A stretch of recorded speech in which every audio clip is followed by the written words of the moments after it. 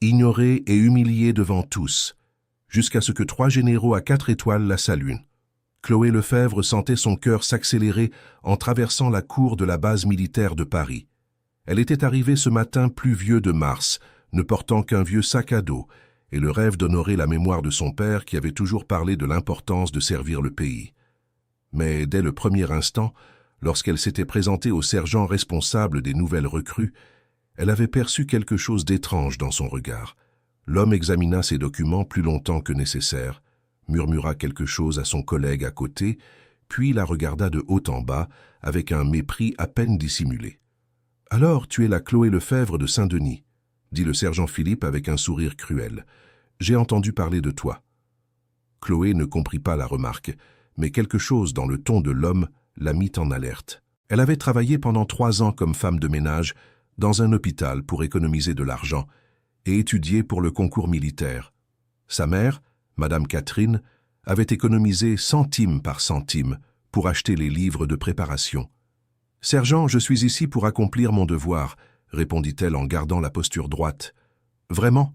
rit-il. « Bon, on va voir combien de temps tu tiens. » Le sergent l'emmena jusqu'au logement féminin, mais quand ils arrivèrent, tous les lits étaient occupés. Les autres recrues la regardèrent avec curiosité, mais aucune n'offrit son aide lorsque le sergent annonça qu'elle dormirait dans l'entrepôt jusqu'à ce qu'une place se libère. « Mais sergent, il y a un lit vide là-bas dans le coin », observa une des filles. « Ce lit est réservé », coupa-t-il sèchement. « Lefebvre, prends tes affaires et suis-moi. » L'entrepôt était au sous-sol et sentait le moisi. Un vieux lit de camp avait été placé entre des caisses de fournitures et du matériel poussiéreux. Chloé ravala son orgueil et rangea ses quelques affaires dans l'espace minuscule. Cette première nuit, allongée dans l'obscurité humide de l'entrepôt, elle se demanda ce qu'elle avait fait de mal. Pourquoi était-elle traitée différemment des autres? Elle pensa à sa mère, qui devait être fière en croyant que sa fille était dans un logement décent avec les autres recrues.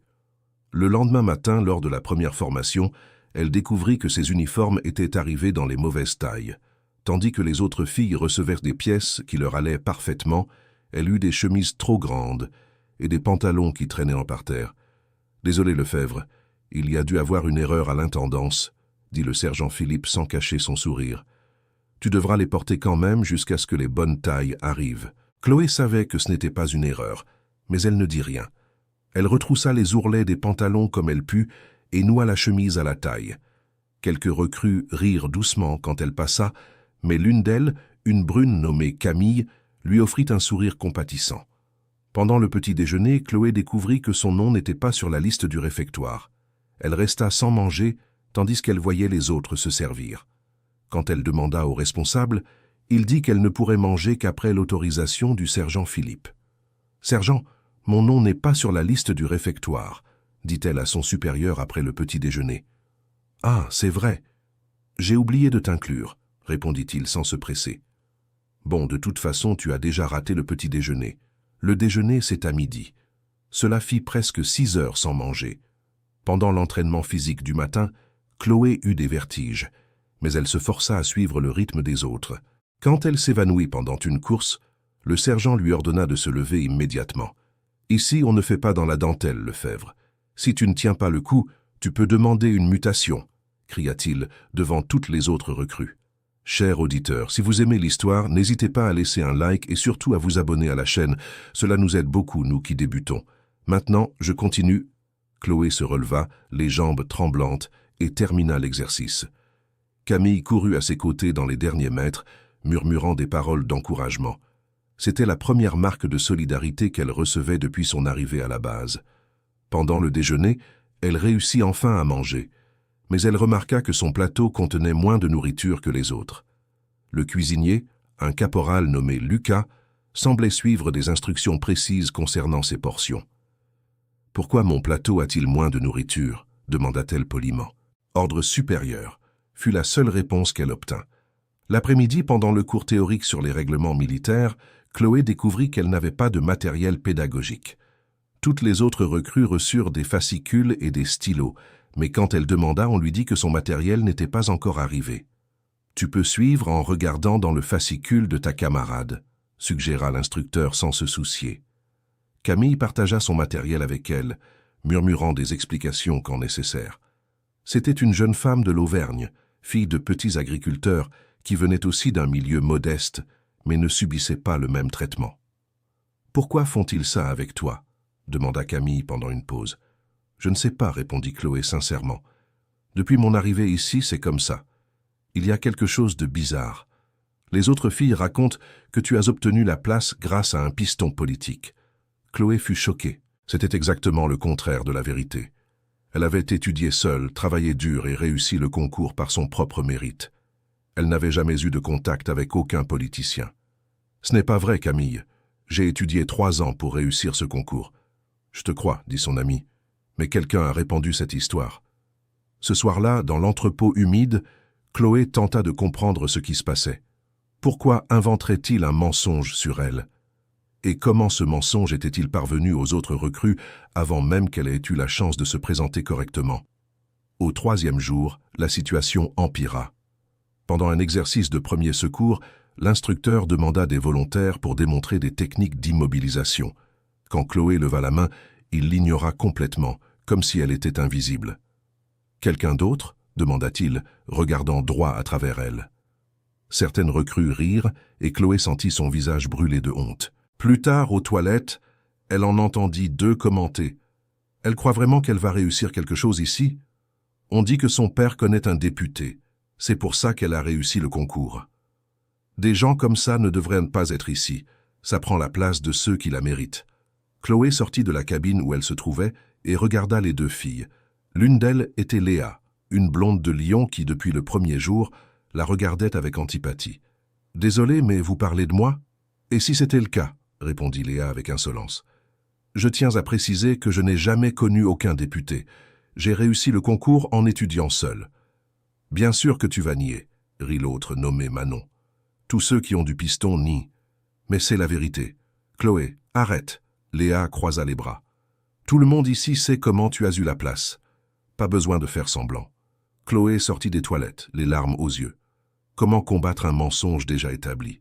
Et qui avait intérêt à répandre cette fausse histoire sur elle? Pendant le dîner, elle remarqua qu'elle était délibérément isolée. Les autres recrues évitèrent de s'asseoir à sa table comme si elle avait une maladie contagieuse.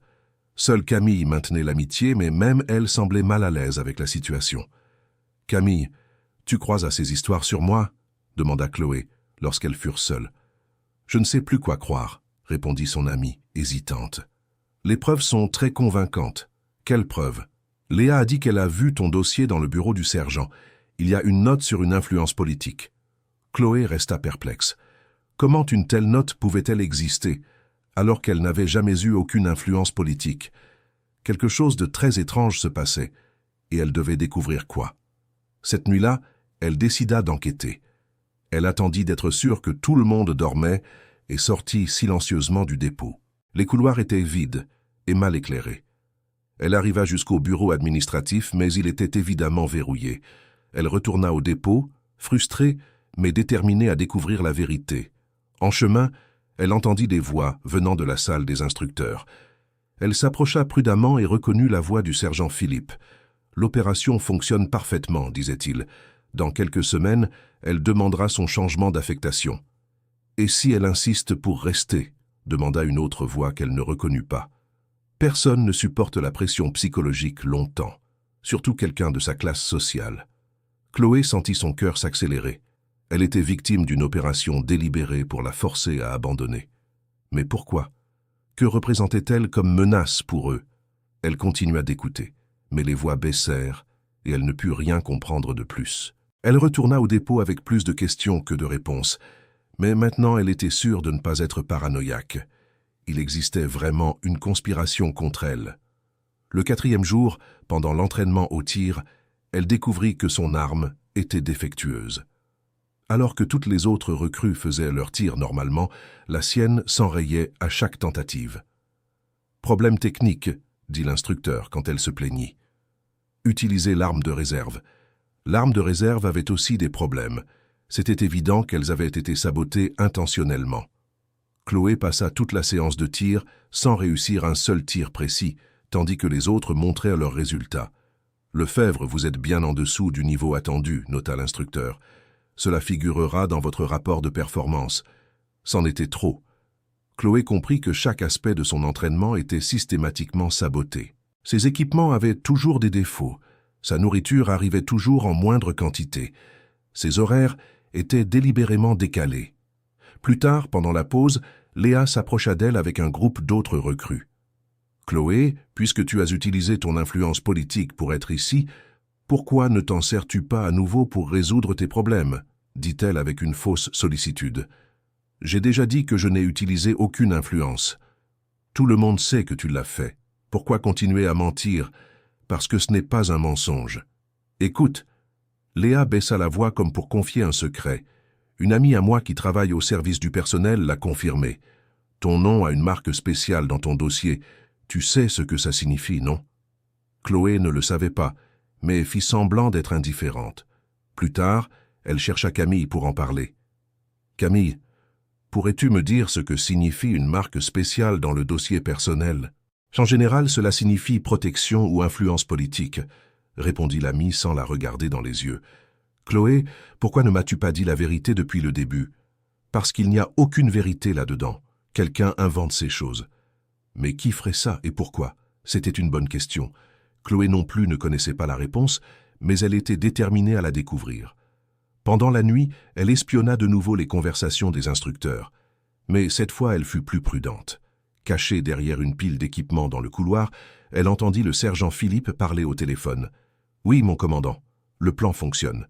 Elle ne tiendra pas une semaine de plus. Comment? Ah oui, nous avons planté les preuves dans son dossier hier. Non, mon commandant, personne ne se doute de rien. Les autres recrues croient vraiment à l'histoire. » Chloé dut se couvrir la bouche pour ne pas crier d'indignation. Il plantait de fausses preuves dans son dossier pour justifier le traitement qu'elle subissait. Mais qui était la personne à l'autre bout du fil? Et pourquoi tenait-il tant à se débarrasser d'elle? Le sergent continua. « Elle vient d'une famille pauvre. Elle n'a aucun moyen de se défendre. Quand tu demanderas une mutation, personne ne posera de questions. Oui, mon commandant, compris. Comptez sur moi. » Chloé retourna au dépôt, la tête bouillonnante. Maintenant, elle était sûre d'être victime d'une conspiration, mais elle n'en connaissait pas encore la raison. Elle décida qu'elle ne demanderait pas de mutation. Elle allait résister jusqu'à découvrir la vérité et prouver son innocence. Le lendemain matin, lors de l'inspection des uniformes, elle découvrit que quelqu'un avait délibérément déchiré l'une de ses chemises. Le sergent Philippe tint à remarquer le défaut devant toutes les autres recrues. « Lefebvre, c'est inadmissible. Une négligence envers le matériel militaire est une faute grave. Mon sergent, je n'ai pas déchiré la chemise. Quand je l'ai rangée hier, elle était parfaite. Tu insinues que quelqu'un est entré dans ton logement pour saboter tes vêtements? » Quelques recrues rirent de cette suggestion qui semblait paranoïaque même si elle était vraie. « Non, mon commandant, je signale simplement que ce n'est pas moi qui ai endommagé le matériel. 10 pompes comme punition pour manque de responsabilité envers le matériel. » Chloé fit les pompes en silence, mais remarqua que Camille l'observait d'un air pensif. Peut-être que son ami commençait à soupçonner que quelque chose de vraiment bizarre se passait. Pendant le déjeuner, Camille s'assit à côté d'elle, ce qui n'était pas arrivé depuis 2 jours. « Chloé, je peux te poser une question? »« Bien sûr. Si tu as vraiment de l'influence politique, pourquoi ne l'utilises-tu pas pour résoudre ces problèmes que tu rencontres ?» C'était une question intelligente. Chloé sourit pour la première fois depuis des jours. « Exactement. Si j'avais cette influence dont on parle, tu crois que je passerais par tout ça ?» Camille resta silencieuse quelques minutes, traitant la logique. « C'est vrai. Ça n'a pas de sens que tu souffres comme ça si tu as vraiment une protection. Merci de t'en rendre compte. Mais alors pourquoi inventerait-il une histoire sur toi? Je ne sais pas encore, mais je vais le découvrir. » Cet après-midi-là, pendant un cours sur l'histoire militaire, l'instructeur, le commandant Bernard, posa une question directe à Chloé. « Lefebvre, parlez-moi de la participation de la France à la Seconde Guerre mondiale. » C'était une question à laquelle elle savait répondre parfaitement. Elle avait beaucoup étudié le sujet pendant sa préparation au concours. Elle commença à répondre avec des détails sur la force expéditionnaire française, mais fut interrompue. « Faux? Suivant ?» Chloé resta perplexe. Sa réponse était techniquement correcte. Le commandant laissa Léa répondre à la même question, et elle donna une réponse beaucoup plus superficielle, mais elle fut félicitée. Excellent, Léa. Voilà comment on étudie l'histoire militaire. Il était évident que Chloé n'avait pas d'importance. Ses réponses seraient toujours considérées comme fausses, tandis que celles des autres seraient acceptées même avec moins de qualité. Après le cours, le commandant l'appela pour parler en privé. « Lefebvre, je dois vous parler de vos performances. »« Oui, mon commandant. Vous êtes clairement en dessous du niveau attendu. Peut-être devriez-vous envisager une mutation vers une unité plus adaptée à votre profil. » « Avec tout mon respect, mon commandant, quel serait mon profil ?» L'homme hésita, réalisant qu'il avait marché sur un terrain délicat. « Eh bien, les personnes de votre origine sociale ont parfois du mal à s'adapter à l'environnement militaire. » Chloé sentit la colère monter, mais garda une voix posée. « Mon commandant, j'ai réussi le concours avec une note élevée. Mon origine sociale n'a jamais été un obstacle pour quoi que ce soit. Néanmoins, je pense que vous seriez plus heureuse ailleurs. Mon commandant, je suis venu ici pour servir mon pays. Je n'abandonnerai pas à cause de difficultés. » Le commandant sembla agacé par la réponse. « Très bien, Lefebvre, mais ne dites pas que je n'ai pas essayé de vous aider. » Chloé sortit de cet entretien encore plus déterminée à résister. Il était clair qu'il voulait se débarrasser d'elle, mais elle ne leur ferait pas ce plaisir. Le 5e jour, elle découvrit que quelqu'un avait touché à ses effets personnels dans le dépôt. Ses vêtements civils étaient éparpillés par terre et certains objets avaient disparu, dont une photo de famille et une lettre que sa mère avait écrite. Lorsqu'elle rapporta l'incident au sergent Philippe, il répondit avec indifférence. « Ça a dû être votre négligence, Lefebvre. Ici, c'est un environnement militaire, pas une pension de famille. Occupez-vous mieux de vos affaires. »« Sergent, quelqu'un est entré dans l'entrepôt sans autorisation. »« Vous avez une preuve ? Mes affaires étaient rangées quand je suis parti. Je suis revenu et j'ai trouvé tout en désordre. Ça a pu être le personnel de nettoyage. Ou alors vous avez oublié comment vous les aviez laissés. Il était inutile d'insister. » Chloé comprit qu'elle n'aurait aucun soutien officiel. Elle était complètement seule dans cette situation. Pendant le dîner, Léa insista pour s'asseoir à la table à côté d'elle avec un groupe de recrues. « Les gars, vous savez ce que j'ai découvert aujourd'hui ?» dit-elle assez fort pour que Chloé l'entende. « Lefebvre a un oncle qui est conseiller municipal à Lyon. » Chloé faillit s'étrangler. Elle n'avait pas d'oncle conseiller municipal nulle part. D'où Léa tenait-elle cette information ? Maintenant, ça a du sens qu'elle soit ici, commenta Manon. La famille politique arrive toujours à arranger ce genre de choses. C'est pour ça qu'elle fait comme si elle était meilleure que tout le monde, ajouta une troisième. Chloé ne put rester silencieuse plus longtemps.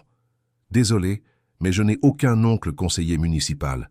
Je ne sais pas d'où vous tenez cette information. Arrête ton cinéma, rit Léa. Tout le monde connaît déjà la vérité. Quelle vérité ? Pouvez-vous me montrer où vous avez trouvé cette information sur mon prétendu oncle conseiller municipal ? Je n'ai rien à te prouver. Léa se leva. C'est toi qui devrais avoir honte d'être ici en sachant que tu ne le mérites pas. Le groupe se leva avec elle, laissant Chloé seule à table. Seule Camille resta, mais elle semblait mal à l'aise. « Camille, tu crois à cette histoire d'oncle conseiller municipal ? » « Je ne sais pas, Chloé. Les informations qui nous parviennent sont toujours très spécifiques, mais remarque qu'elles ne montrent jamais de preuves concrètes. Ce sont toujours des infos vagues que quelqu'un a entendu dire. » Camille resta songeuse. « C'est vrai, quand je demande des détails, personne ne sait répondre exactement comment ils ont découvert. » « Exactement. Parce que ce sont des mensonges montés pour me nuire. Mais qui ferait ça? Et pourquoi? Je ne sais pas encore, mais je vais le découvrir. » Cette nuit-là, Chloé décida de mener une enquête plus risquée. Elle attendit d'être sûre que tout le monde dormait et tenta de rejoindre à nouveau le bureau administratif. Cette fois, elle remarqua que l'une des fenêtres était entr'ouverte. Avec beaucoup de précautions, elle réussit à entrer dans la pièce. Il y avait des dossiers sur toutes les recrues éparpillés sur une table. Elle chercha le sien et fut choquée par ce qu'elle trouva. Son dossier était rempli de notes falsifiées. Il y avait des références à influence politique, protection familiale et même une prétendue recommandation spéciale qu'elle n'avait jamais reçue. C'étaient des documents fabriqués de manière compétente pour paraître authentiques. Mais le plus choquant fut de trouver une note de service interne qui disait « La recrue Lefebvre doit être découragée par tous les moyens nécessaires. Ne pas permettre l'intégration avec le groupe. » Autorisation pour un traitement différencié déjà accordé. Le document était signé par quelqu'un d'un grade bien supérieur à celui du sergent Philippe. Chloé photographia tout avec son téléphone, en prenant soin de ne pas utiliser le flash. En sortant par la fenêtre, elle entendit des pas dans le couloir. Elle réussit à s'échapper de justesse, mais elle avait désormais des preuves concrètes de la conspiration contre elle. Le problème était de savoir quoi faire de ces informations. Le 6e jour, pendant l'entraînement physique, l'instructeur annonça un exercice d'endurance. Toutes les recrues devaient porter des sacs à dos lourds lors d'une marche de 10 km. Chloé reçut un sac à dos visiblement plus lourd que les autres, mais elle ne se plaignit pas. Elle était déterminée à terminer l'exercice, même si cela devait la tuer de fatigue. Pendant la marche, plusieurs choses ont mal tourné spécifiquement pour elle. Ses bottes ont commencé à la faire souffrir au bout de 2 km, comme si elles étaient de la mauvaise taille. La sangle de son sac à dos s'est détachée au 5e kilomètre, l'obligeant à le porter de manière plus inconfortable. « Des problèmes d'équipement, Lefebvre » demanda l'instructeur avec une fausse inquiétude. « Non, mon commandant, tout va bien. »« Vous êtes sûr ? On peut appeler un véhicule pour vous récupérer si vous ne vous sentez pas bien. »« Je vais terminer l'exercice, mon commandant. » Chloé a terminé la marche en dernière position, en boitant et avec les mains à vif à force de porter le sac défectueux. Mais elle a terminé. Certaines recrues ont semblé impressionnées par sa détermination, mais d'autres ont fait des remarques malveillantes sur sa performance pathétique. Chers auditeurs, si vous appréciez l'histoire, profitez-en pour laisser un like et surtout vous abonner à la chaîne. Cela aide beaucoup ceux qui débutent. Maintenant, je continue. Le soir, Camille l'a cherchée dans l'entrepôt. Elle avait une expression inquiète. « Chloé, je peux entrer ?»« Bien sûr. Qu'est-ce qu'il s'est passé ? » « J'ai découvert quelque chose à propos de toi qui ne colle pas. » Le cœur de Chloé s'est accéléré. Camille avait-elle découvert quelque chose sur la conspiration ? « Je suis allé vérifier cette histoire de ton oncle conseiller municipal. J'ai cherché sur Internet, dans les listes du conseil municipal de Lyon, dans tout ce à quoi j'ai pu penser. Et alors ? Il n'y a aucun conseiller municipal Lefebvre à Lyon qui pourrait être ton oncle.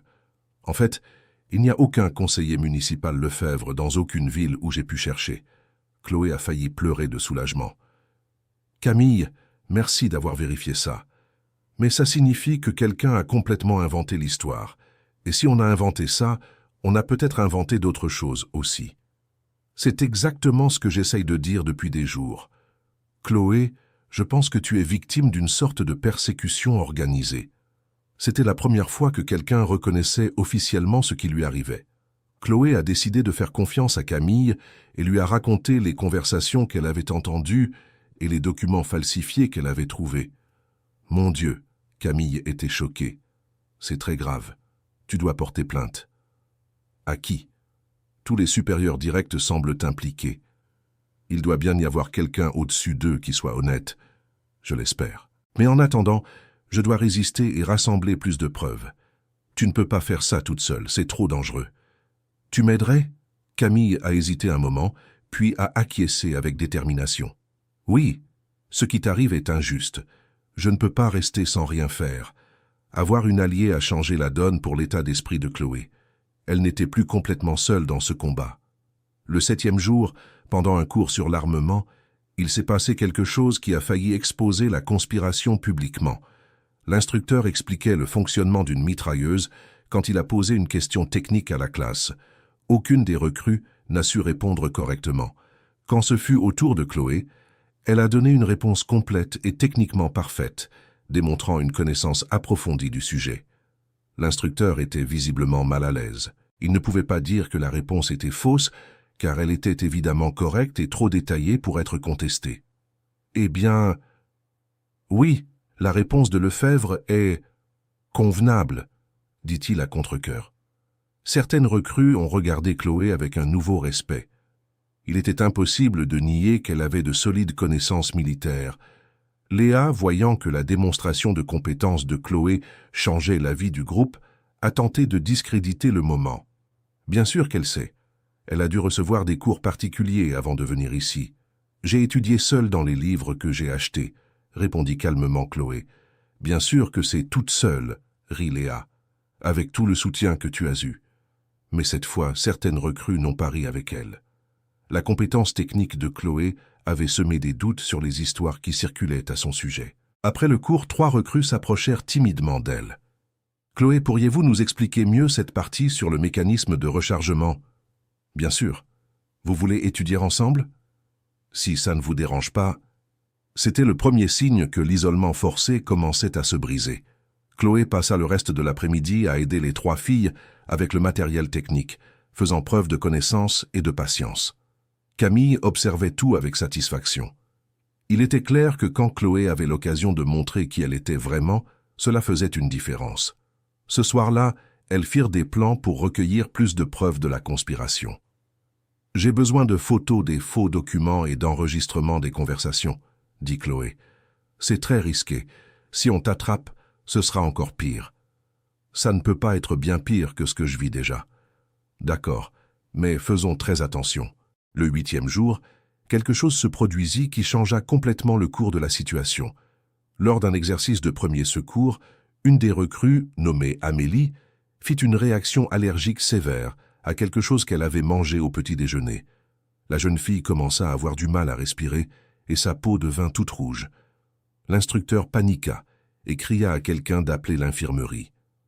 Chloé, qui avait appris des techniques de premier secours en s'occupant de sa grand-mère malade, reconnut immédiatement les signes d'un choc anaphylactique. Sans attendre d'autorisation, elle courut vers Amélie et commença à appliquer les premiers soins. « Lefebvre, sortez de là !» cria l'instructeur. « Vous n'avez pas l'autorisation de la toucher. Elle va arrêter de respirer si on ne fait rien maintenant, » répondit Chloé sans cesser de travailler. Elle suréleva les jambes d'Amélie, desserra ses vêtements et vérifia ses voies respiratoires. Quand la jeune fille commença à devenir violette, Chloé improvisa une technique pour maintenir la respiration en fonctionnement. « Quelqu'un a un stylo à billes ? Vite !» Une des recrues lui tendit le stylo. Chloé le démonta rapidement et utilisa le tube en plastique pour aider Amélie à mieux respirer en attendant l'ambulance. Toutes les autres recrues regardèrent en silence, tandis que Chloé sauvait la vie de sa camarade avec une compétence et un calme impressionnants. Quand les secouristes arrivèrent, ils félicitèrent les premiers soins qui avaient été prodigués. « Qui a fait cette prise en charge initiale ?» demanda un des secouristes. « C'est Lefebvre », répondit une des recrues. « Excellent travail, vous lui avez sauvé la vie. » Amélie fut emmenée à l'hôpital, mais elle était stable grâce à l'intervention rapide de Chloé. L'instructeur qui avait tenté d'empêcher les secours était visiblement gêné. Cet après-midi-là, toutes les recrues traitèrent Chloé avec un nouveau respect. Il était impossible de maintenir l'hostilité après l'avoir vue sauver la vie d'une camarade. Léa tenta de minimiser l'incident. N'importe qui avec une formation aurait fait la même chose. Mais ce n'était pas n'importe qui, dit une des recrues. C'était Chloé. Et toi, tu étais figée avec tout le monde. J'étais en état de choc. Chloé aussi, mais elle a agi quand même.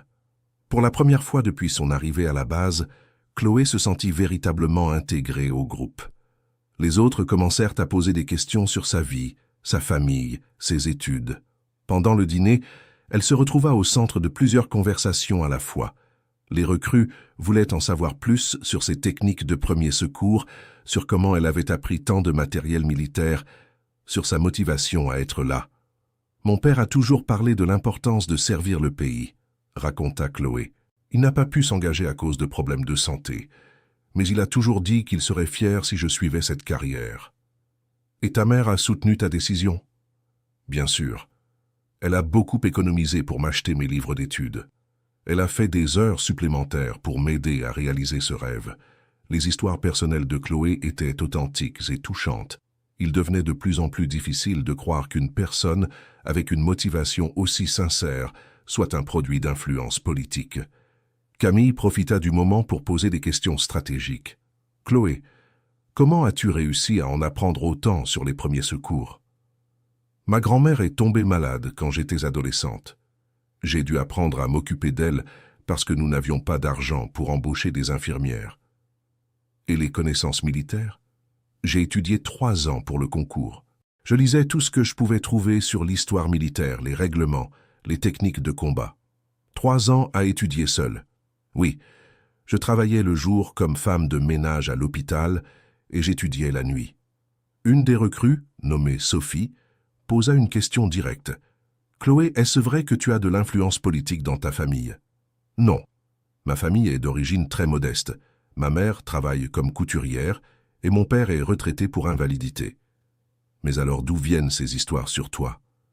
Je ne sais pas. Dès le premier jour où je suis arrivé ici, les gens avaient déjà entendu ces choses sur moi. C'est très étrange, observa Sophie. Qui répandrait des mensonges sur toi? C'était une question à laquelle Chloé ne pouvait pas répondre publiquement, mais elle savait qu'elle se rapprochait de la vérité. Ce soir-là, elle et Camille élaborèrent un plan plus audacieux pour découvrir qui se cachait derrière la conspiration. « Il faut que je découvre qui a signé ce mémorandum que j'ai trouvé, » dit Chloé. « Et comment allons-nous faire ça? Je dois retourner au bureau et chercher dans les archives les plus hautes. C'est très dangereux. Si on t'attrape, on peut te renvoyer sur le champ. C'est un risque que je vais devoir prendre. » Au 9e jour, Chloé mit le plan à exécution. Pendant la pause déjeuner, quand tout le monde était à la cantine, elle se dirigea vers le bâtiment administratif. Cette fois, elle n'essaya pas d'entrer par la fenêtre. Elle marcha simplement jusqu'à la porte, comme si elle avait été envoyée pour une tâche officielle. Le gardien la connaissait de vue, mais ne se méfia de rien. « Je viens remettre un document au sergent Philippe, » mentit-elle avec naturel. « Il n'est pas là. Voulez-vous le laisser sur son bureau? Je ferais mieux d'attendre. C'est urgent. » Le gardien la laissa entrer dans le bureau. Dès qu'elle fut seule, elle commença à chercher dans les archives les plus importantes. Elle devait découvrir qui avait autorisé le traitement spécial contre elle. Dans un dossier marqué « confidentiel », elle trouva plusieurs correspondances internes. L'une d'elles attira immédiatement son attention. C'était un email envoyé par le colonel Moreau, commandant de la base, au commandant Bernard. « Commandant, la recrue Chloé Lefebvre représente un problème potentiel pour nos plans. Elle vient d'origine très modeste et a des motivations authentiques pour être ici. Ce profil peut inspirer d'autres personnes de la même classe sociale à s'intéresser à la carrière militaire. Nous devons la décourager discrètement avant qu'elle ne devienne un exemple. » Chloé photographia le document d'une main tremblante. Elle comprenait enfin la raison de la persécution. Ce n'était pas à propos d'elle spécifiquement, mais de ce qu'elle représentait. Elle continua à chercher et trouva d'autres documents révélateurs. Il y avait un plan détaillé appelé « Opération Tri Social » qui visait à décourager les candidats d'origine modeste de rester dans la carrière militaire. Le plan comprenait plusieurs tactiques: sabotage d'équipement, isolement social forcé, réduction des portions de nourriture, traitement humiliant, mise en place de fausses preuves d'influence politique et création d'un environnement hostile. « Mon Dieu !» murmura Chloé en réalisant l'ampleur de la conspiration. Ce n'était pas seulement contre elle. C'était un système organisé pour exclure les personnes d'origine sociale modeste des forces armées. Elle avait été choisie comme cateste, parce que son profil était considéré comme particulièrement dangereux, compétente, motivée et d'origine très modeste. Elle photographia tous les documents qu'elle put trouver. Elle avait plus que suffisamment de preuves pour exposer toute l'opération. Quand elle rangeait les dossiers, elle entendit des pas dans le couloir. Rapidement, elle remit tout en place et s'assit sur une chaise, feignant d'attendre le sergent Philippe. Le commandant Bernard entra dans la pièce et fut surpris de la voir là. « Lefebvre, que faites-vous ici ?»« Je viens remettre un document au sergent Philippe, mon commandant. Le vigile m'a dit que je pouvais patienter. »« Quel document ?» Chloé avait prévu cette question et préparé une réponse. « Un rapport médical sur la recrue Amélie. Les ambulanciers me l'ont confié pour que je le remette. » Le commandant examina le papier qu'elle lui tendit. C'était effectivement un rapport médical qu'elle avait pris à l'infirmerie plus tôt. « Très bien, vous pouvez le laisser, je le lui donnerai. »« Merci, mon commandant. » Chloé sortit du bureau le cœur battant, mais elle avait obtenu ce qu'elle voulait. Maintenant, elle avait des preuves concrètes de la conspiration et savait exactement qui était impliqué. Elle retrouva Camille aux toilettes et lui raconta ce qu'elle avait découvert. « Camille, c'est bien pire que ce qu'on imaginait.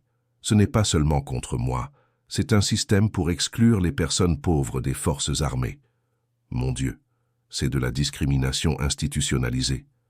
Et j'ai les preuves. Des documents signés, des emails, le plan complet. Qu'est-ce qu'on va en faire? Je dois les porter à quelqu'un au-dessus d'eux, quelqu'un d'honnête et qui a le pouvoir d'enquêter. Mais qui? Je ne sais pas encore. Il faut que je réfléchisse. Cet après-midi-là, pendant un cours d'éthique militaire, Le commandant Bernard fit un exposé sur les valeurs des forces armées. L'honneur, le courage, l'intégrité. Chloé l'écoutait parler d'intégrité tandis qu'elle savait qu'il était l'un des responsables d'un système de discrimination systématique. L'ironie était amère. « Lefebvre », l'appela le commandant pendant l'exposé. « Que signifie l'intégrité pour vous ?» C'était une question lourde de sens vu le contexte. Chloé décida de répondre en toute sincérité. « L'intégrité, c'est faire ce qui est juste même quand personne ne regarde, mon commandant. C'est ne pas compromettre ses valeurs par commodité ou sous la pression extérieure. C'est avoir le courage de dénoncer les injustices même quand cela peut nous nuire. » Le commandant parut visiblement mal à l'aise avec cette réponse. Certaines recrues remarquèrent la tension dans l'air. « Perspective intéressante, » dit-il sèchement. « Quelqu'un d'autre veut donner son avis ?» Léa leva la main.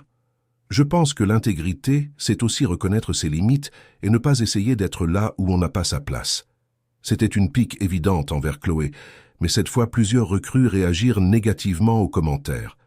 L'ambiance avait changé depuis l'incident des premiers secours. « Léa, » dit Sophie, « je crois que l'intégrité, c'est le contraire de ça. C'est se battre pour sa place même quand d'autres essaient de nous faire croire qu'on ne la mérite pas. » « Je suis d'accord, » ajouta une autre recrue. « L'intégrité, c'est la persévérance face aux difficultés. » Le commandant se rendit compte qu'il perdait le contrôle de la discussion et changea rapidement de sujet. Mais le message était passé. Les recrues commençaient à remettre en question les récits qu'on leur avait servis. Après le cours, plusieurs filles vinrent voir Chloé. « Chloé, on veut s'excuser, » dit Sophie. « On a cru des choses sur toi sans vérifier. » Pas besoin de vous excuser. Vous avez juste eu confiance dans les informations qu'on vous a données. Mais on aurait dû être plus critique. Après ce que tu as fait pour Amélie, il est clair que tu es une personne intègre. Merci. Cela compte beaucoup pour moi. Tu peux compter sur nous à l'avenir. Chloé gagnait des alliés, mais elle savait aussi que cela pouvait rendre sa situation plus dangereuse. Si les conspirateurs se rendaient compte qu'ils perdaient le contrôle sur l'opinion des recrues, ils pourraient prendre des mesures plus drastiques. Ce soir-là, elle et Camille décidèrent d'accélérer le plan de dénonciation. Il faut que j'envoie ces preuves à quelqu'un à Paris, quelqu'un du haut commandement qui puisse enquêter. Comment allons-nous découvrir qui est fiable? Je vais chercher sur Internet des informations sur les généraux du haut commandement, voir si l'un d'eux a une réputation d'honnêteté. Et s'ils sont aussi impliqués dans le système. C'est un risque que je dois prendre. Je ne peux pas rester les bras croisés pendant que d'autres personnes d'origine modeste sont exclues injustement. Au 10e jour, Chloé trouva une opportunité inattendue. Elle apprit qu'une commission de 3 généraux visiterait la base la semaine prochaine pour une inspection de routine. « C'est notre chance », dit-elle à Camille. Les généraux venant de l'extérieur de la base ne seraient pas impliqués dans le système local. Mais comment vas-tu les approcher? Pendant l'inspection, ils ont l'habitude de parler aux soldats individuellement. C'est mon occasion de présenter les preuves. C'est très risqué. Si ça tourne mal, ils pourraient être accusés d'insubordination ou de calomnie. Et si ça marche, je peux exposer un système de discrimination qui nuit à de nombreuses personnes innocentes. Camille convint que ça valait le coup d'essayer. Pendant les jours suivants, Chloé organisa méticuleusement toutes les preuves qu'elle avait collectées. Des photographies de documents, des enregistrements de conversations, des récits détaillés de chaque incident de persécution. Pendant ce temps, elle poursuivait son entraînement normalement, mais désormais avec le soutien croissant des autres recrues. L'isolement forcé s'était transformé en leadership naturel. La veille de la visite des généraux, le sergent Philippe l'appela pour une conversation. « Lefebvre, demain nous aurons une inspection importante. J'espère que vous saurez vous comporter correctement. »« Bien sûr, sergent, je ferai de mon mieux. Rappelez-vous que nous représentons cette unité. Tout commentaire inapproprié serait regrettable pour votre carrière. » La menace était subtile mais claire. Il savait qu'elle pourrait profiter de l'occasion pour faire des dénonciations. « Compris, sergent? Parfait. Je suis sûr que vous êtes une personne intelligente. » Chloé sortit de cette conversation encore plus déterminée à agir. La tentative d'intimidation ne faisait que confirmer qu'elle était sur la bonne voie. Le matin de l'inspection, 3 généraux arrivèrent à la base avec leur comité. Chloé les observa de loin pendant la cérémonie d'accueil. Ils semblaient des personnes sérieuses et compétentes. Pendant la matinée, les généraux visitèrent plusieurs installations de la base. Chloé attendit anxieusement son opportunité. L'après-midi, comme prévu, Commencèrent les entretiens individuels avec des soldats sélectionnés au hasard. Lorsque son nom fut appelé, Chloé sentit son cœur s'accélérer. Elle entra dans la pièce où se trouvait le général Girard, un homme d'apparence austère mais aux yeux bienveillants. « Soldat Lefebvre, asseyez-vous. Comment se passe votre expérience dans cette base ?» C'était le moment de vérité. Chloé prit une profonde inspiration et décida d'être complètement honnête. « Mon général, avec tout le respect, je dois signaler une situation très grave qui se déroule ici. » Le général haussa les sourcils. « Quel genre de situation ?» « Une opération systématique de discrimination sociale contre les recrues d'origine modeste. C'est une accusation très sérieuse. Avez-vous des preuves de ce que vous avancez ?» Chloé prit son téléphone et montra les photographies des documents qu'elle avait collectés. Le général examina tout avec une attention croissante. « Où avez-vous obtenu ces documents ?»« Dans les archives confidentielles du commandement de la base, mon général. »« Et comment avez-vous eu accès à des archives confidentielles ?» Chloé hésita. Techniquement, elle avait pénétré dans le bureau, ce qui pouvait être considéré comme une faute grave. « Mon général, je reconnais avoir violé les règlements pour obtenir ces preuves, mais je crois que la gravité de la situation justifie mon action. » Le général resta silencieux plusieurs minutes, analysant les documents. « Soldat Lefebvre, ces preuves sont très troublantes.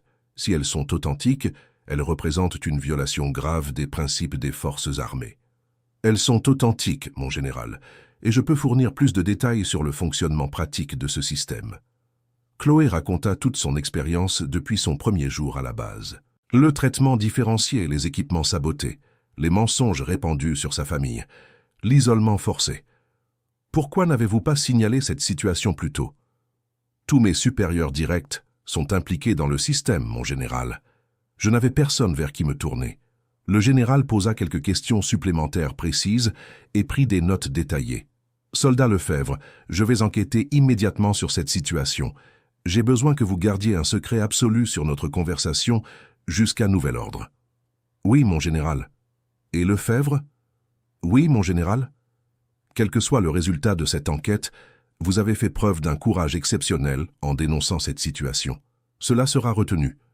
Chloé sortit de la réunion avec des sentiments mitigés de soulagement et d'anxiété. Elle avait fait sa part.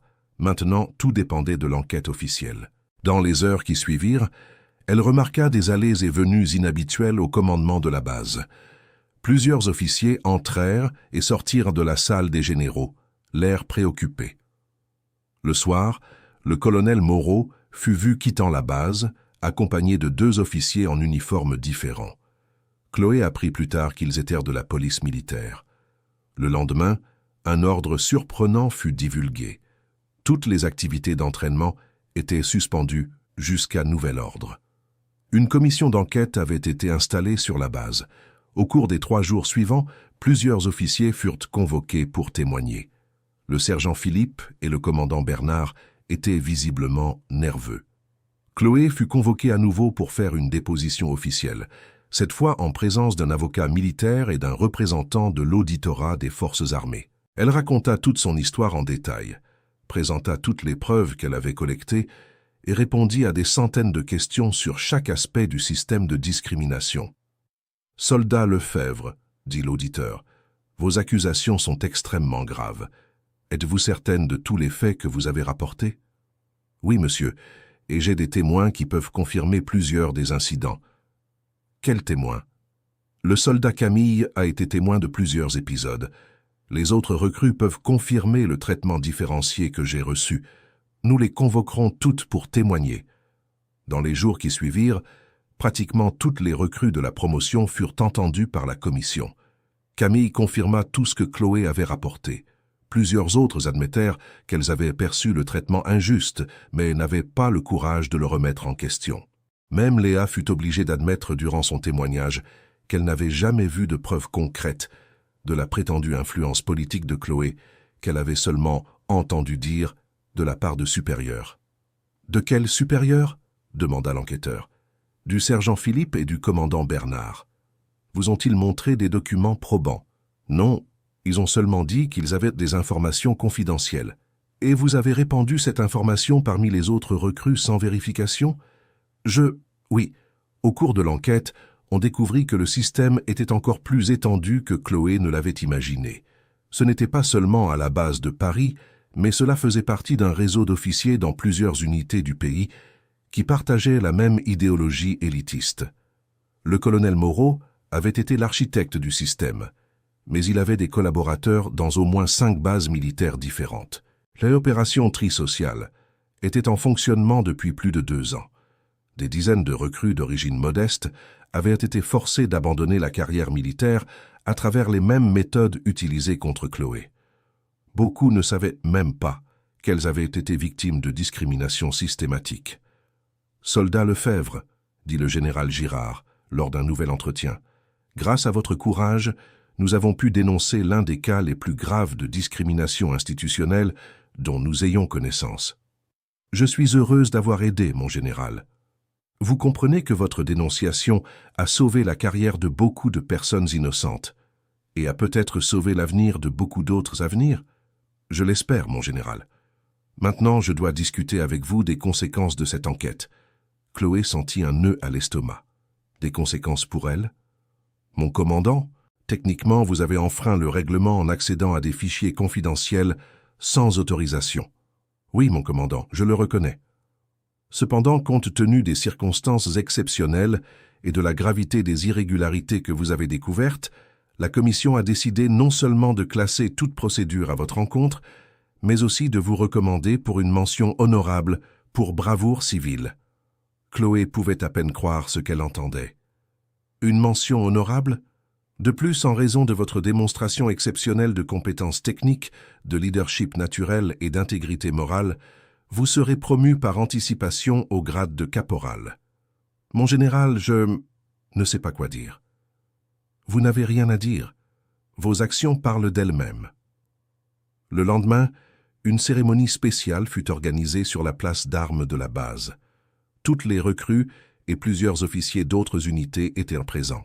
Les 3 généraux qui avaient mené l'enquête se tenaient devant la formation, en uniforme de cérémonie. Chloé fut appelée au centre de la place. « Soldat Chloé Lefebvre », annonça le général Girard à voix haute, « pour démonstration exceptionnelle de courage, d'intégrité et de dévouement aux valeurs fondamentales des forces armées françaises, vous êtes décoré de la médaille du mérite militaire. » Les 3 généraux s'approchèrent d'elle en formation solennelle. Chacun fit le salut réglementaire tandis que le général Girard plaçait la médaille sur sa poitrine. « De plus, » poursuivit-il, « pour démonstration de leadership et de compétences techniques exceptionnelles, vous êtes promu au grade de caporal, avec tous les droits et responsabilités correspondants. » Le général retira les anciens insignes de soldat de son uniforme et y plaça les nouveaux insignes de caporal. Les 2 autres généraux maintinrent le salut pendant toute la cérémonie. « Caporal Lefebvre, dit le général Girard, que votre parcours serve d'exemple à tous que le véritable honneur militaire ne vient pas de la naissance, mais du caractère forgé dans l'adversité. » Chloé sentait des larmes couler sur son visage, mais gardait une posture militaire irréprochable. C'était le moment le plus émouvant de sa vie. Toutes les recrues de sa promotion regardaient en silence respectueux. Camille pleurait d'émotion. Même certaines qui avaient été hostiles au début semblaient sincèrement impressionnées. Quand la cérémonie prit fin, les autres recrues l'entourèrent de mots de félicitations et d'admiration. Léa s'approcha les larmes aux yeux. « Chloé, pardonne-moi. J'ai été injuste avec toi depuis le premier jour. »« Tu es pardonnée, Léa. Toi aussi, tu as été victime de leur manipulation. Ce n'était pas que ça. J'étais jalouse de toi. »« Jalouse? Pourquoi? » ?»« Parce que tu étais là pour les bonnes raisons. Par amour du pays, par envie de servir. Moi, je suis là parce que mon père m'y a forcé. Toi, tu as une motivation sincère que je n'ai jamais eue. C'était un aveu touchant qui montrait comment la situation avait affecté tous les impliqués. Chers auditeurs, si vous appréciez l'histoire, n'hésitez pas à laisser un like et surtout à vous abonner à la chaîne. Cela aide beaucoup ceux qui débutent. Maintenant, je continue. Dans les jours qui suivirent, Chloé découvrit toute l'ampleur de l'enquête. Le colonel Moreau avait été définitivement écarté de ses fonctions et serait jugé par un tribunal militaire. Le commandant Bernard fut muté à des postes administratifs sous supervision. Le sergent Philippe perdit 2 grades et fut envoyé dans une base isolée en Guyane. Plus important, L'enquête révéla que 43 recrues d'origine modeste avaient été forcées à abandonner les forces armées au cours des 2 dernières années par les mêmes méthodes. Toutes furent contactées et invitées à revenir si elles le souhaitaient. « Caporal Lefebvre », dit le général Girard lors de leur dernière conversation avant de quitter la base, « je veux que vous sachiez que vos actions ont eu des conséquences bien au-delà de cette base. » « Comment cela, mon général ? » Le haut commandement a décidé de mettre en place un programme national de lutte contre les discriminations dans les forces armées. Vous serez l'une des principales consultantes pour l'élaboration de ce programme. Moi, mon commandant ? Qui de mieux pour aider à créer des protocoles contre la discrimination que quelqu'un qui a vécu cette situation et a eu le courage de la dénoncer ? C'était une responsabilité que Chloé n'attendait pas, mais qu'elle accepta avec fierté. De plus, poursuivit le général, vous avez reçu plusieurs offres pour des cours de spécialisation militaire. Vous pouvez choisir n'importe quel domaine qui suscite votre intérêt. Je vous remercie beaucoup, mon commandant. J'aimerais me spécialiser en leadership et développement humain. Excellent choix. Quelqu'un avec votre expérience peut contribuer grandement à former de nouveaux chefs militaires. 3 mois plus tard, Chloé était dans une nouvelle phase de sa carrière. En plus de poursuivre son entraînement régulier, elle travaillait désormais à mi-temps à l'élaboration de protocoles anti-discrimination destinés à être mis en œuvre dans toutes les bases du pays. Son premier projet fut de créer un système de signalement anonyme permettant aux recrues de rapporter des cas de discrimination sans crainte de représailles. Le système incluait des enquêteurs externes indépendants, sans lien avec les bases locales. Le second projet fut de développer un programme d'éducation à la diversité destiné aux officiers supérieurs. Chloé découvrit qu'elle avait un talent naturel pour enseigner et inspirer les gens. « Caporal Lefebvre », dit le nouveau commandant de la base, le colonel Gauthier, un homme intègre qui avait été choisi pour remplacer Moreau, « je reçois des rapports très positifs sur votre travail dans le programme anti-discrimination. » « Merci, mon colonel. C'est un travail que je considère comme très important.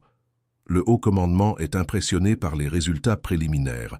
Les signalements de discrimination ont baissé de 70% dans les bases où votre protocole a été mis en œuvre.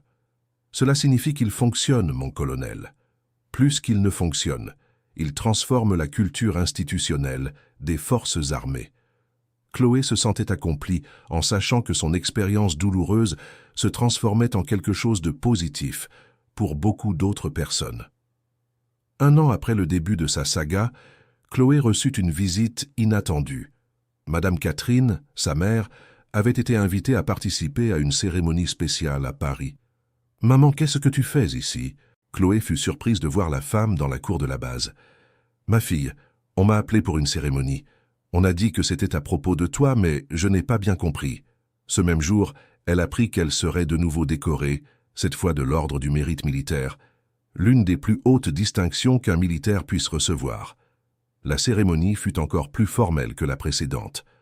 Outre les 3 généraux qui avaient mené l'enquête originale, le ministre des Armées et plusieurs autres officiers de haut rang étaient présents.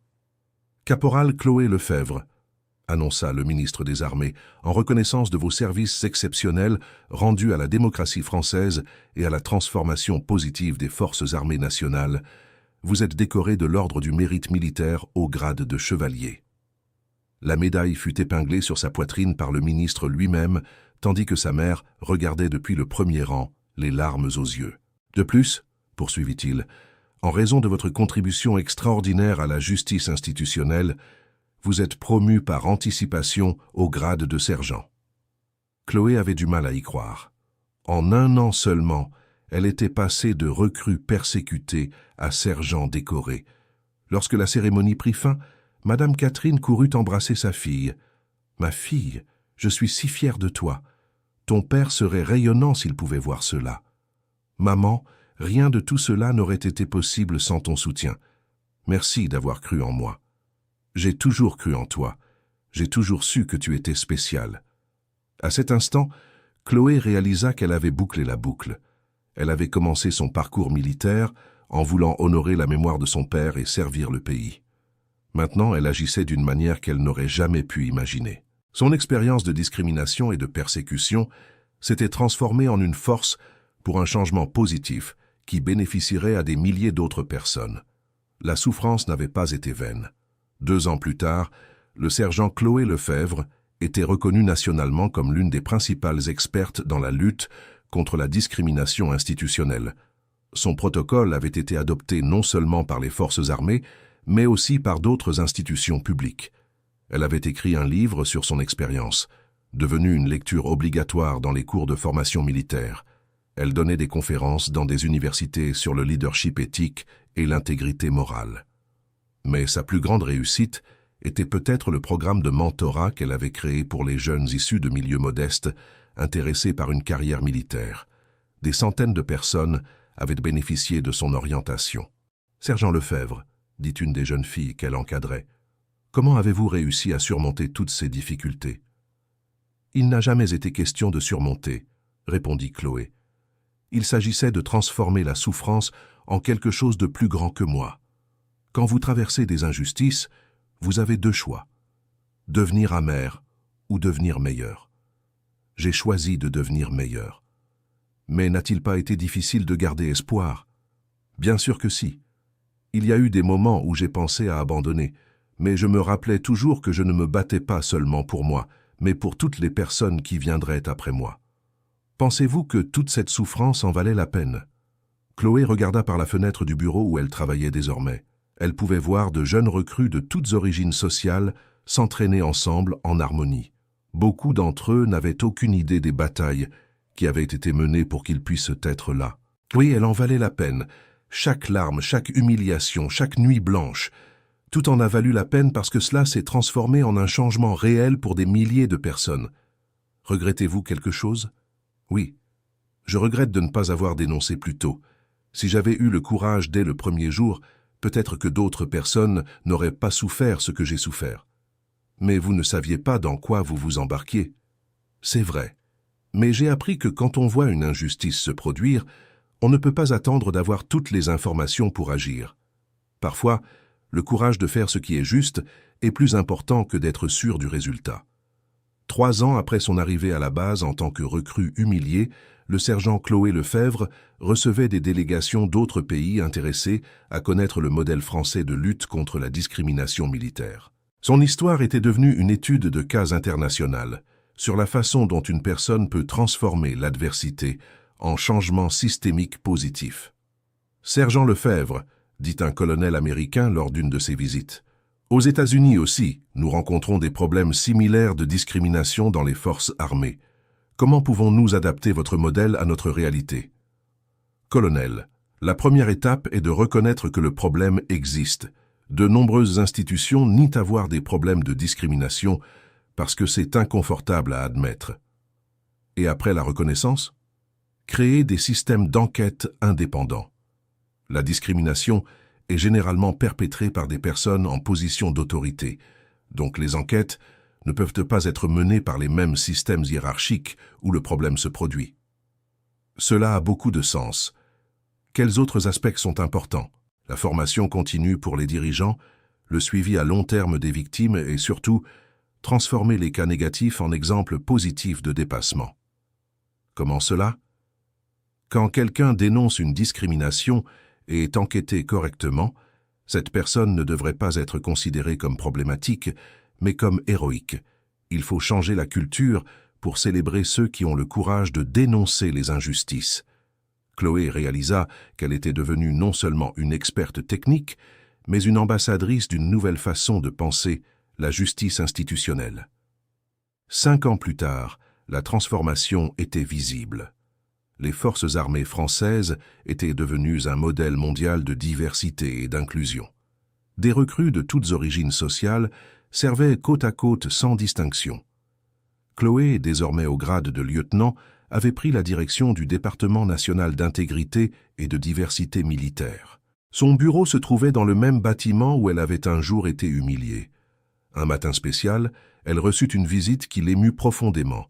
C'était Amélie, la recrue qu'elle avait sauvée avec les premiers secours des années plus tôt. « Lieutenant Lefebvre !» Amélie entra dans le bureau en souriant. « Ça fait longtemps. »« Amélie, quelle merveilleuse surprise. Comment vas-tu ?»« Très bien. J'ai terminé mon cours de médecine militaire et je suis maintenant lieutenant médecin. Quelle fierté! J'ai toujours su que tu serais une médecin exceptionnelle. Lieutenant, je suis venu ici pour vous remercier. Sans vous, je ne serais pas en vie aujourd'hui pour réaliser mes rêves. J'ai seulement fait ce que n'importe qui aurait dû faire. Ce n'était pas seulement ça. Vous m'avez sauvé physiquement ce jour-là, mais vous m'avez aussi inspiré à continuer la carrière militaire, même quand les choses sont devenues difficiles.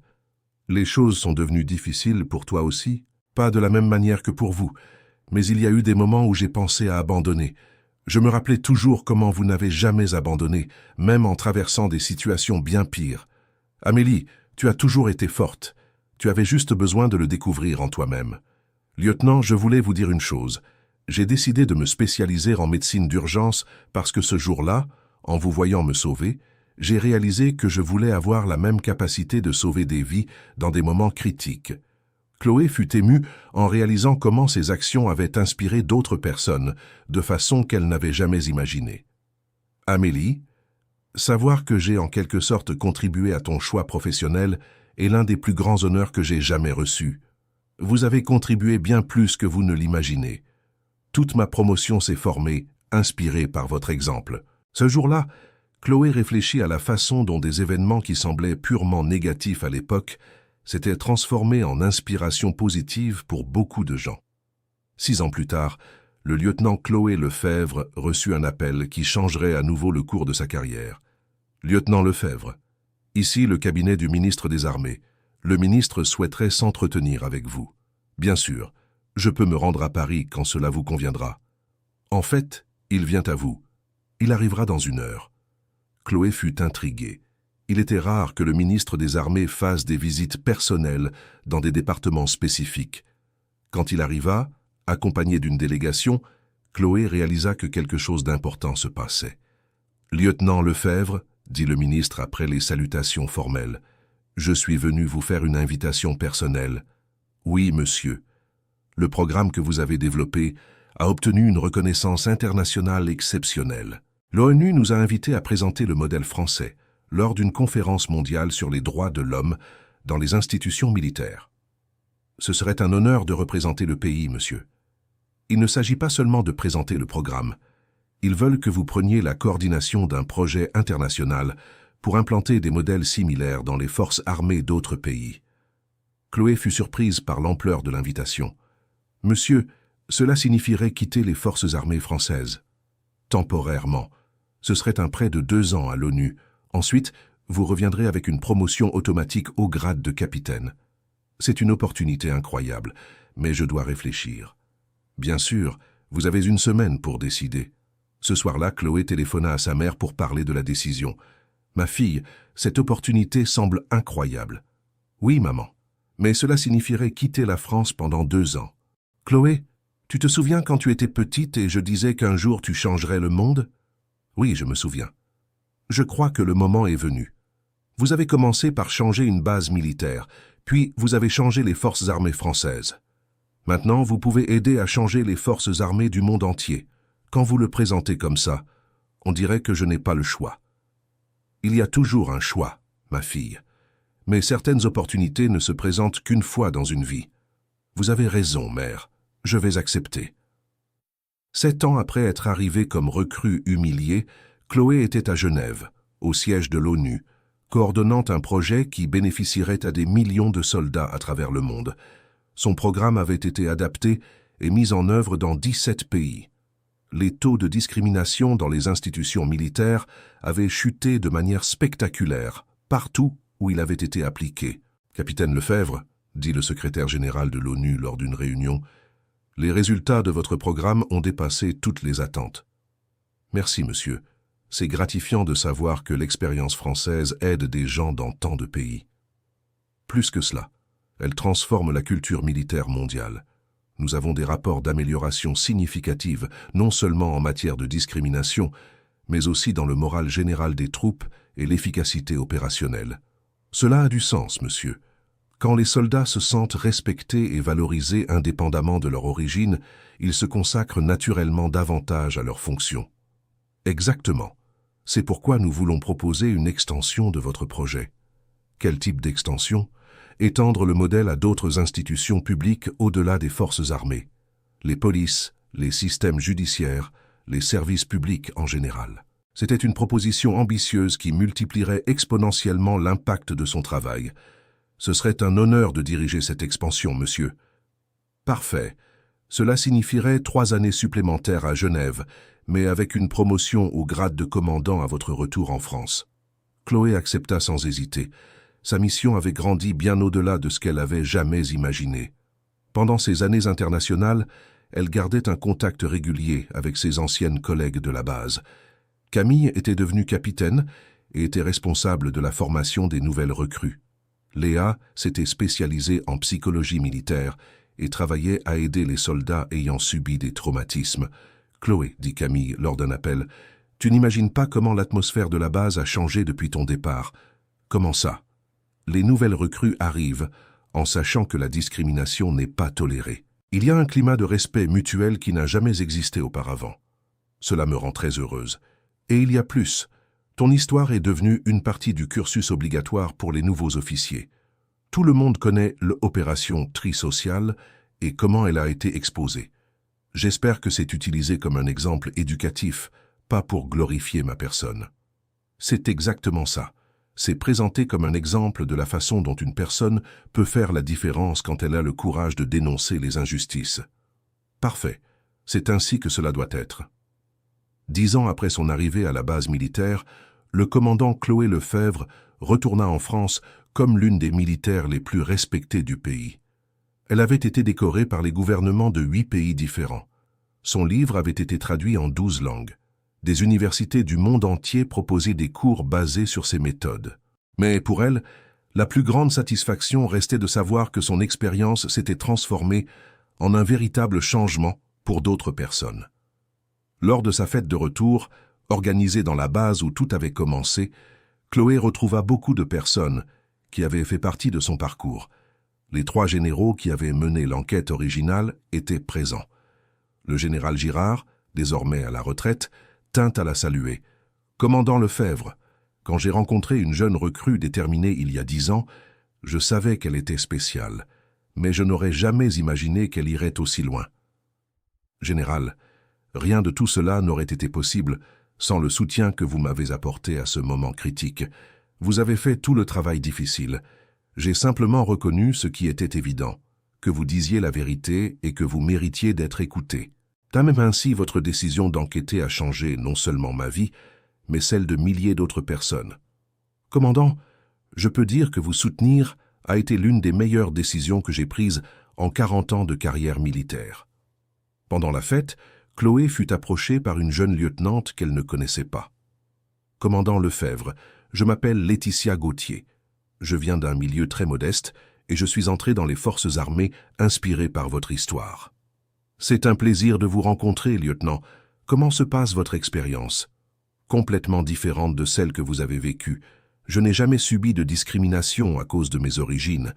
Au contraire, je suis respecté et valorisé par tous mes collègues. Ça fait plaisir à entendre. Commandant, je voulais vous remercier.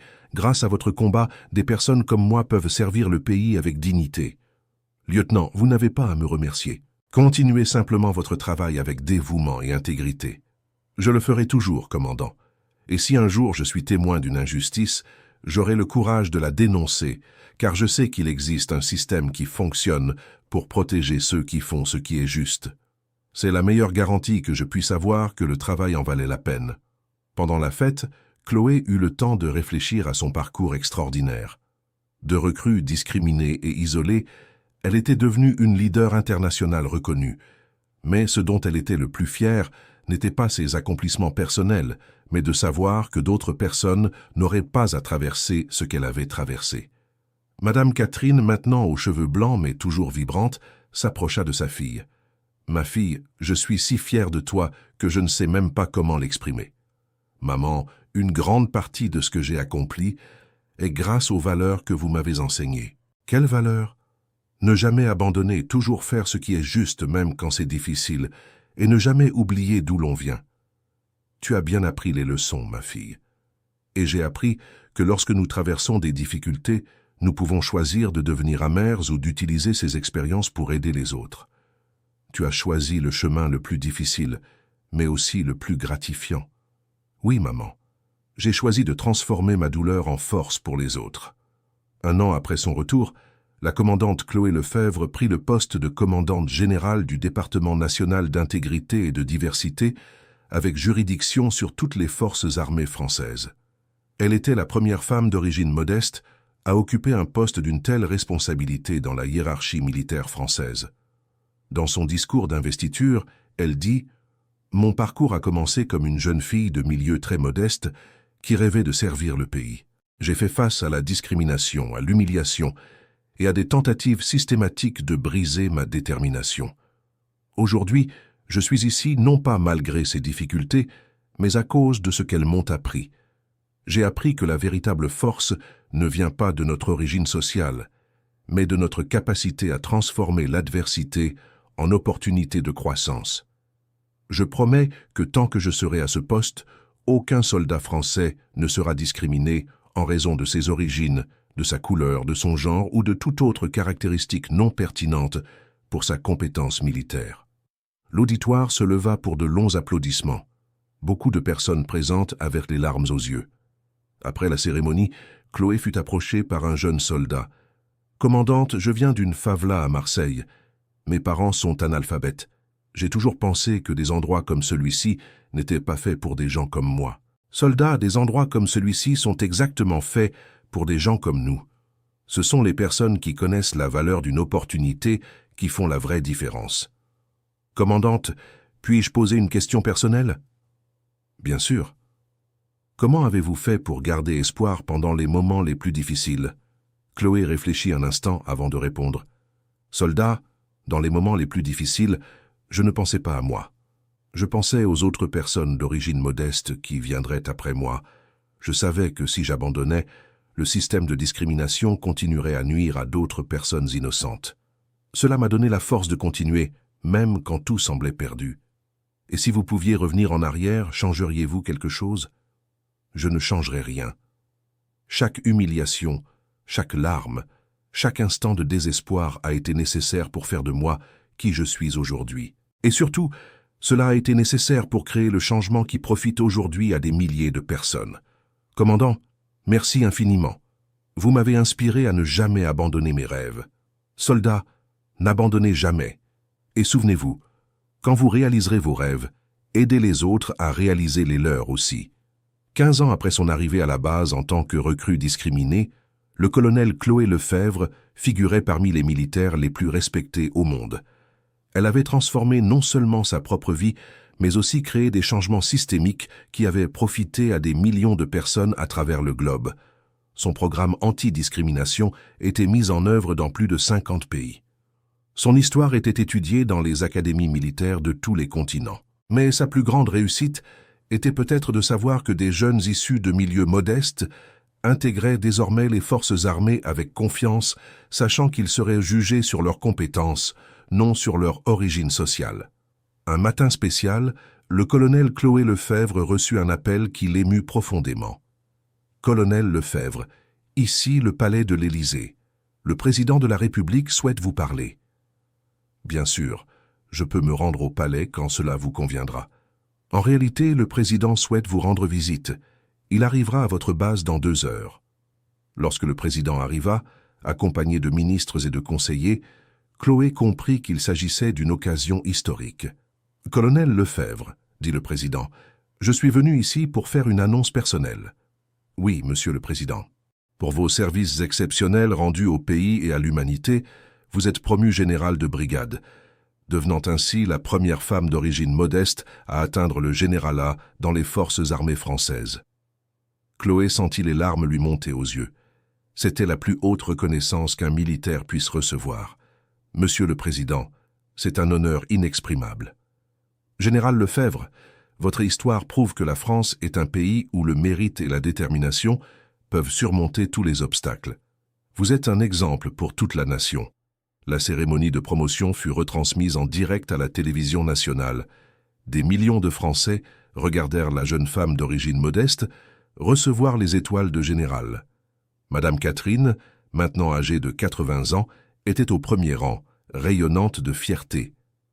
Lorsque le président plaça les étoiles sur les épaules de Chloé, Elle pensa à tous les moments difficiles qu'elle avait affrontés. Chaque humiliation avait été une marche dans l'escalier qui l'avait menée jusqu'ici.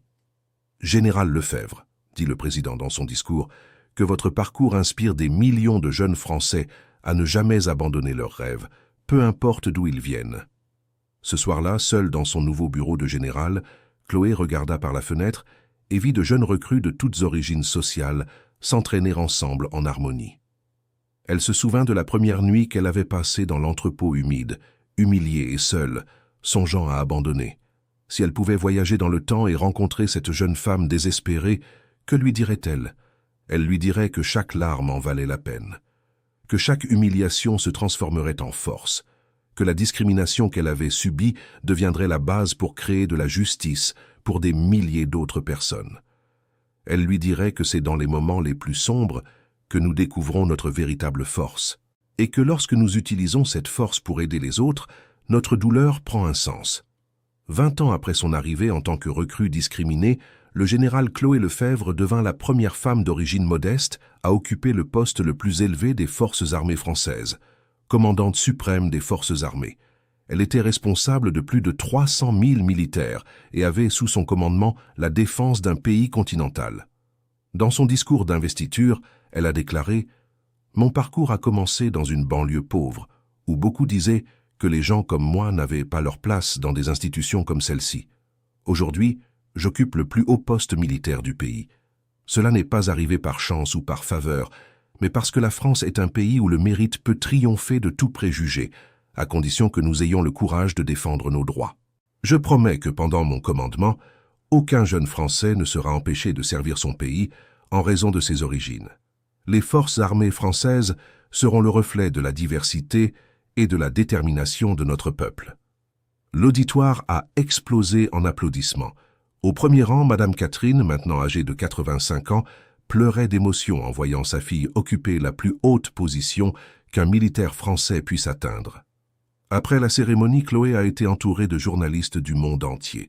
Son histoire avait transcendé les frontières et inspiré des personnes dans des dizaines de pays. « Général, » a demandé un journaliste, « quel message laissez-vous aux jeunes qui subissent des discriminations dans leur carrière? N'abandonnez jamais. La discrimination fait mal, humilie, peut nous faire douter de notre valeur. Mais elle peut aussi nous renforcer d'une manière que rien d'autre ne peut. Utilisez votre douleur comme carburant pour devenir exceptionnel. Et lorsque vous réussissez, aidez les autres à réussir aussi. Et pour les institutions qui pratiquent encore la discrimination, qu'elles comprennent qu'elles perdent des talents extraordinaires à cause de préjugés. La discrimination ne nuit pas seulement aux victimes, elle nuit aux institutions elles-mêmes qui se privent de personnes compétentes pour des motifs irrelevants. Général, vous considérez-vous comme une féministe? Je me considère comme une humaniste. Je lutte pour les droits de toutes les personnes, indépendamment du genre, de l'origine sociale, de la couleur ou de toute autre caractéristique. Je crois que tout le monde mérite des opportunités basées sur le mérite, non sur les préjugés. Quelle est votre plus grande fierté? Savoir que des milliers de jeunes d'origine modeste servent aujourd'hui leur patrie avec dignité parce qu'ils ont eu le courage de dénoncer une injustice il y a 20 ans. Ma souffrance individuelle s'est transformée en opportunité pour de nombreuses personnes. Il n'y a pas de plus grande satisfaction que cela. La semaine suivant son investiture, la générale Chloé Lefebvre a reçu une visite spéciale. C'était Camille, désormais colonel, accompagnée de ses 3 filles adolescentes. « Général Chloé !» Camille a couru embrasser son ancienne camarade. « Camille, quel plaisir de te voir. Et ce sont tes filles? »« Oui, Alice, Inès et Sophie. Présentez-vous à la générale Chloé. » Les 3 fillettes ont fait un salut respectueux. « Général, » a dit Alice, l'aînée, « nous avons étudié votre histoire à l'école. Vous êtes notre héroïne. »« Merci, Alice. Mais vous savez, je ne suis pas une héroïne, hein? Je suis juste une personne ordinaire qui a eu le courage de faire ce qui était juste. »« Mais n'est-ce pas exactement ce qui fait de quelqu'un un héros ?» a demandé Inès. Chloé a souri. C'était une question profonde de la part d'une adolescente. « Peut-être avez-vous raison, mais l'important c'est que n'importe qui peut être un héros s'il a le courage de défendre ce qui est juste. »« Général, » a dit Sophie la plus jeune, « quand je serai grande, Je veux être militaire comme vous. Je suis très honoré, Sophie, et si tu suis cette voie, sache que tu auras toutes les opportunités du monde, quelle que soit ton origine. Pourquoi? Parce que des personnes courageuses comme ta mère et moi, nous sommes battus pour garantir que des filles comme vous aient les mêmes opportunités que n'importe qui d'autre. Après le départ de Camille et de ses filles, Chloé a réfléchi à la conversation. C'était gratifiant de savoir que son combat avait créé un monde où les filles de Camille grandiraient avec des possibilités qui n'existaient pas auparavant.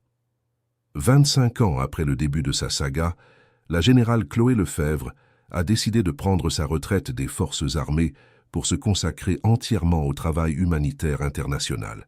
Elle avait servi son pays avec la plus grande distinction. Maintenant, elle voulait étendre son travail pour bénéficier à des personnes du monde entier. Lors de sa fête d'adieu, des présidents, des ministres, des généraux de dizaines de pays et des milliers de militaires français qui avaient été impactés par son travail étaient là présents. « Amis, dit-elle dans son discours final, mon parcours au sein des forces armées prend fin aujourd'hui, mais ma mission de lutter contre les injustices ne fait que commencer une nouvelle phase. J'ai appris que lorsque nous subissons de la discrimination, nous avons deux choix, devenir amers ou devenir meilleur. J'ai choisi de devenir meilleur, et cela a fait toute la différence. Maintenant, je vais travailler pour que les jeunes de tous les pays aient les mêmes opportunités que vous m'avez aidé à conquérir ici en France. Merci de m'avoir permis de transformer ma douleur en force, mon humiliation en détermination, et ma souffrance individuelle en changement collectif. » L'auditoire s'est levé pour une ovation qui a duré 15 minutes. Nombre des personnes présentes pleuraient. Madame Catherine, maintenant âgée de 90 ans, a été amenée sur scène en fauteuil roulant. D'une voix tremblante mais ferme, elle a dit « Chloé, depuis toute petite, je disais que tu changerais le monde. Aujourd'hui, je peux dire que tu as tenu ta promesse. Maman, tout ce que j'ai accompli, c'est grâce au soutien et à l'amour que vous m'avez donné. Ma fille, je suis fier non seulement de ce que tu as accompli, mais surtout de la personne que tu es devenue. Quelle personne suis-je, maman? Une personne qui transforme la douleur en espoir pour les autres. Il n'y a rien de plus beau que cela. » Dans les années qui suivirent, Chloé créa une fondation internationale qui luttait contre la discrimination dans les institutions publiques et privées du monde entier. Sa méthode avait été adaptée et mise en œuvre dans plus de 100 pays.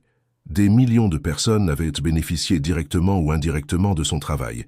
À 60 ans, elle reçut le prix Nobel de la paix pour sa contribution exceptionnelle aux droits de l'homme et à la justice sociale.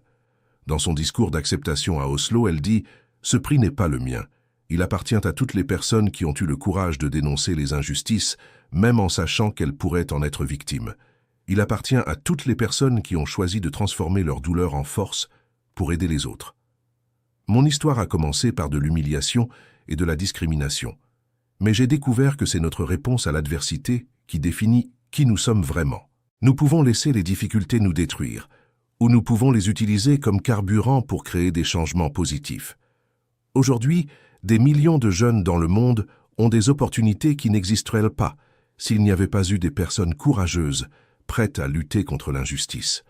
Que cela soit une leçon pour nous tous. Notre douleur individuelle peut devenir une guérison collective si nous avons le courage de la transformer en action positive. À 70 ans, Chloé écrivit ses mémoires complètes. Le livre devint un best-seller mondial et fut adapté en films, documentaires et séries télévisées. Son histoire continua d'inspirer des personnes des décennies après les événements originaux. Des jeunes du monde entier lisaient son parcours et trouvèrent le courage d'affronter leur propre bataille contre l'injustice.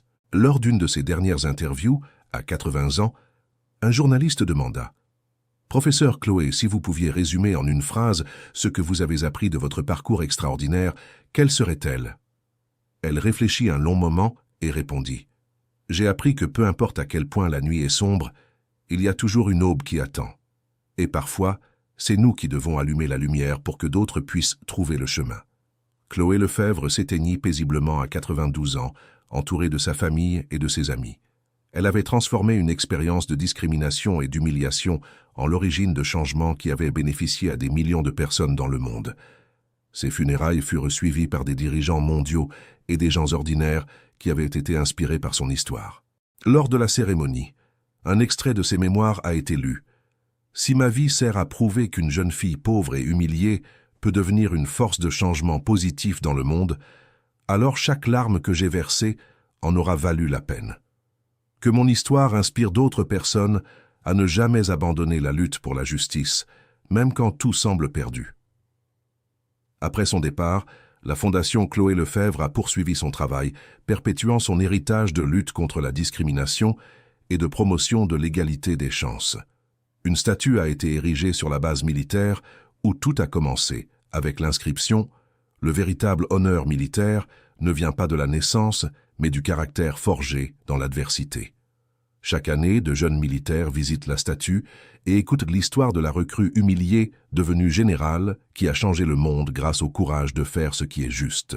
Et ainsi, la jeune fille qui dormait autrefois seule dans un entrepôt humide, ignorée et humiliée par tous, est devenue un symbole éternel que la détermination et l'intégrité peuvent transformer toute adversité en opportunité de grandir et d'aider les autres.